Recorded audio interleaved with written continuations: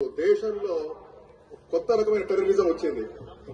ఆ టెర్రరిజం ఏంటంటే మాదక ద్రవ్యాల ద్వారా. సో ఇప్పుడు మనము టెర్రరిస్ట్ యాక్టివిటీస్ ఎక్కువ చూడట్లేదు, కానీ పాకిస్తాన్ లాంటి కంట్రీస్ డ్రగ్స్ ని పంపించి మన దేశంలో యువతని నిర్వీర్యం చేస్తున్నారు.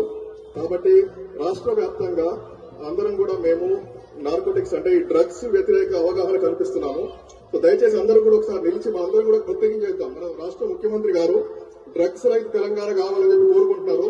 దాంట్లో మనందరం కూడా భాగస్వాములు కావాలి. ఎందుకంటే మన పిల్లలు, మన చుట్టూ ఉన్న వాళ్ళు డ్రగ్స్ వినియోగించకపోతేనే మన సమాజం సేఫ్ గా ఉంటుంది. కాబట్టి దయచేసి అందరూ ఒకసారి నిల్చొని ఒకసారి చేయి ఇలా పెట్టి మనం ప్రతిజ్ఞ చేద్దాం.